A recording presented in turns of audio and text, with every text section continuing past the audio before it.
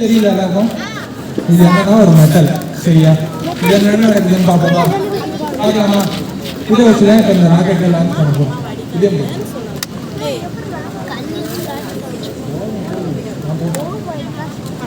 அங்கே பாடுறா, அங்கே பாடுறா.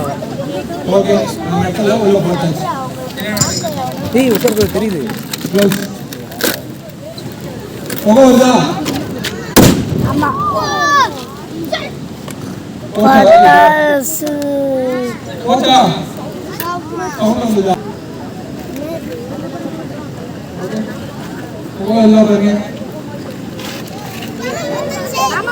இருக்கு திரும்ப ஒரே ஒரு தட்டு தான்.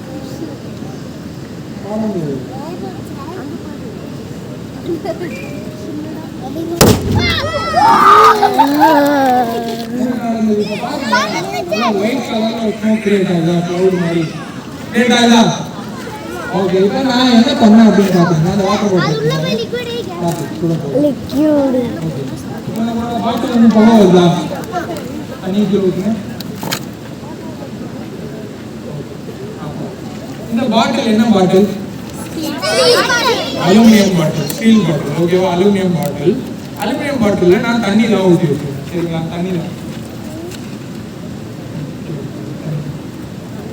தண்ணி தானே தண்ணி ஊற்றி வச்சுருந்தேன். அது கூட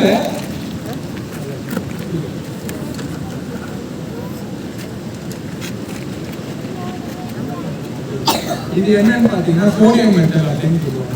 என்னது? இது ஒரு மெட்டல், சோடியம் மெட்டல். இது வந்து என்ன ஆகும் பார்த்தீங்கன்னா இதுக்குள்ள ஒரு லிக்விட் இருக்கும். அவர் கையில் ஊற்றுக்குள்ள பார்த்தீங்கன்னு தெரியல, உள்ள ஒரு லிக்விட் இருக்கும். அது கெரோசின். அந்த கெரோசின் உள்ள அந்த சோடியம் மெட்டல் போட்டுட்டா ஒன்றும் ஆகாது. அதுவே அந்த சோடியம் மெட்டை எடுத்துட்டு நம்ம தண்ணியில் போட்டால் என்ன ஆகும்? இந்த மாதிரி ஒரு பிளாஸ்ட் ஆகும். சரிங்களா?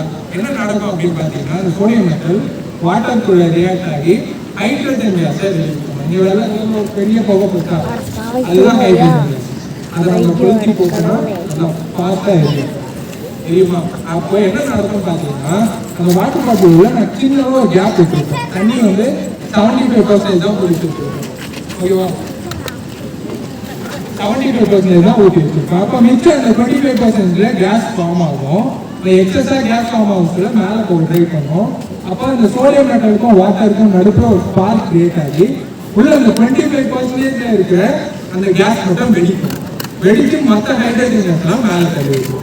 அதனால தான் அந்த பிரிங்கிள்ஸ் அண்ட் ராக்கெட் பிரிங்கிள்ஸும் மேலே தள்ளுது, ஹைட்ரஜன் கேஸும் ரிலீஸ் ஆகுது. ஓகேவா? நெக்ஸ்ட் எக்ஸ்பிரிமெண்ட் போகலாமா?